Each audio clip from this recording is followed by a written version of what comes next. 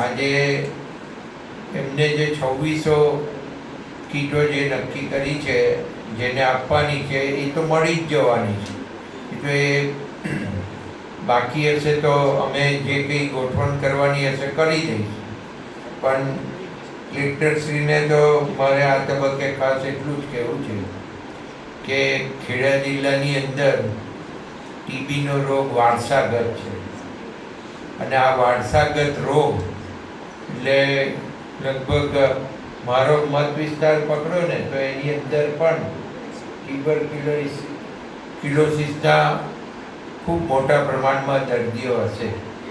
એટલે હા, અત્યારે 140 છે, પણ સૌથી વધારે છે. અને હજુ પણ તપાસ કરીએ તો બીજા દર્દીઓ નીકળે.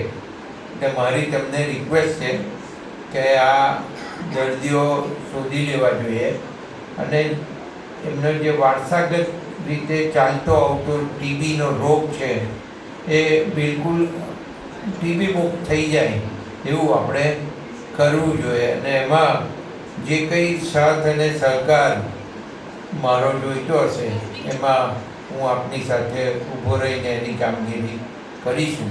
અમે આ બધામાં અમને ખૂબ મોટો રસ હોય છે, કારણ કે આ બધી સેવાઓ એવી છે કે જેની અંદર જેટલો આપણે રસ લઈએ અને લોકોને સીધા ઉપયોગી થઈએ એ ખૂબ જરૂરી બાબત હોય છે. અને એના માટે તમારે ડોનેશન પણ જોઈતું હોય છે.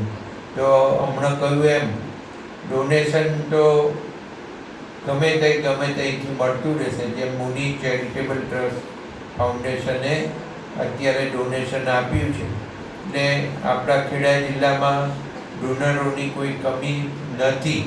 પણ આપણો જે સંકલ્પ છે એ ટીબી મુક્ત ભારતનો, એની અંદર એક પણ દર્દી આ ખેડા જિલ્લાનો ના રહી જાય એના માટે અહીં જે આરોગ્યનો સ્ટાફ બેઠો છે એને વિનંતી કરું છું કે તમે આ અભિયાનની અંદર જેટલા પણ બાકી દર્દીઓ રહી જતા હોય અથવા તો કોઈ ના કરતા હોય તો એને સમજાય અને આની ટ્રીટમેન્ટ પૂરી કરે એવું કરવા વિનંતી કરું છું. સાથે સાથે કલેક્ટરશ્રીએ આ જે અભિયાન અમારા જિલ્લામાં ઉપાડ્યું છે તો એમને પણ અભિનંદન આપું.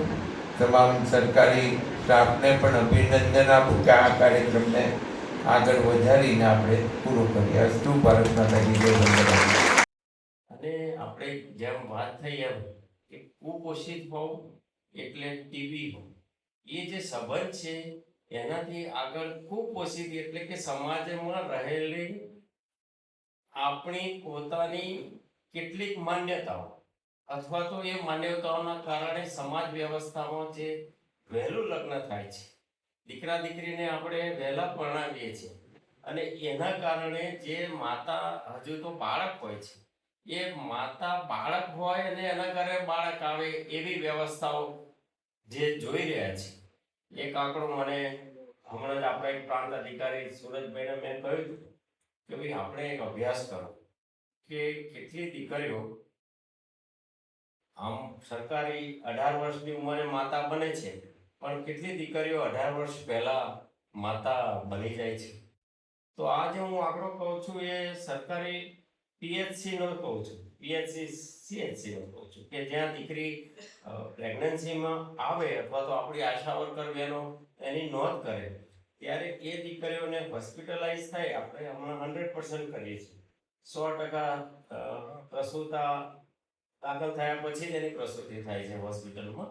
ત્યારે એ આંકડો હું ખાલી એક મહેમદાવાદ તાલુકાનો કહું, માન્ય ધારાસભ્ય છે, કે આપણે ત્યાં કેટલાક ગામડા એવા છે મહેમદાવાદના, એ ગામડાઓમાં એક આંકડો એવો આવ્યો કે 17 વર્ષથી ઉંમરે ગર્ભ ધારણ કરતી હોય એ દીકરીઓ કેટલી છે તો 17 છે, 17 18 છે, 18 દીકરીઓ. અને 18 વર્ષ પહેલા એ તાલુકામાં માતા બનેલી દીકરીઓ કેટલો આવી તો 48. એનો અર્થ શું થયો કે આ 50 દીકરીઓએ બાળ લગ્ન કર્યા, અને આ બાળ લગ્ન જે 50 દીકરીઓ કરી તો આપણો સમાજ સુરક્ષા વિભાગ પણ એની જવાબદારીમાં નિષ્ફળ છે. અને જવાબદારીમાં કોઈ વિભાગ નિષ્ફળ નથી, અમે નિષ્ફળ છે. અમે નિષ્ફળ છીએ જનપ્રતિનિધિ તરીકે. અમે એ સંદેશો નીચે સુધી પહોંચાડી શક્યા નથી અથવા તો લોક નેતા તરીકે લોક કેળવણી આપી શક્યા નથી કે તમે તમારી દીકરીનું બાળ લગ્ન કરીને અહિત કરીને. એટલે આખી ચેન છે. કુપોષિત થવા પાછળ જે બાળ લગ્ન પાછળની એની તંત્ર એકલું તંત્ર ઉપર છોડી દઈએ તો ન થાય. આજે તમે જોઈ શક્યા છો આ દ્રશ્ય, તો એ તો તંત્રમાં લાગણીશીલતા સંવેદનશીલતા હતી ત્યારે જ આ દ્રશ્ય ઊભું થયું છે. જો તંત્રમાં અને તંત્રના વડામાં એ સંવેદના ન હોય તો એ પોતે હમણાં જ કહ્યું કે મેં એક જ ફોનથી મુનિ આશ્રમના સેવાભાવી સંસ્થાના વડાઓને એક ફોન કર્યો અને બીજા દિવસે એમનો જવાબ આવી ગયો કે અમે તમારા જે પણ દર્દીઓ છે એને 6 મહિના સુધી સાચવીશું, એને અમે પૂરેપૂરી કીટ આપીશું. એનું કારણ શું? પવિત્ર ભૂમિ નડિયાદ ખાતે રાષ્ટ્રના યશસ્વી અને દીર્ઘદ્રષ્ટા એવા વડાપ્રધાન શ્રી નરેન્દ્રભાઈ મોદી સાહેબના પ્રેરણાથી દેશભરમાં ચાલી રહેલ ટીબી મુક્ત ભારત અભિયાન અંતર્ગત ખેડા જિલ્લાના ટીબીના દર્દીઓ માટે આયોજિત પોષણ કીટ વિતરણ સમારોહમાં આપ સૌને વચ્ચે ખૂબ આનંદની અને અભિનંદન કલેક્ટરશ્રીને પાઠવું છું કે આ જે આયોજન કર્યું છે ખૂબ ખૂબ અભિનંદન આપને પાઠવું છું. આપણા વડાપ્રધાન શ્રી નરેન્દ્રભાઈ મોદી સાહેબે દેશને ટીબીના રોગમાંથી મુક્ત કરવા માટે વૈશ્વિક સમય મર્યાદા કરતાં પણ 5 વર્ષ વહેલા લક્ષ્યાંક નિર્ધારિત કર્યા છે.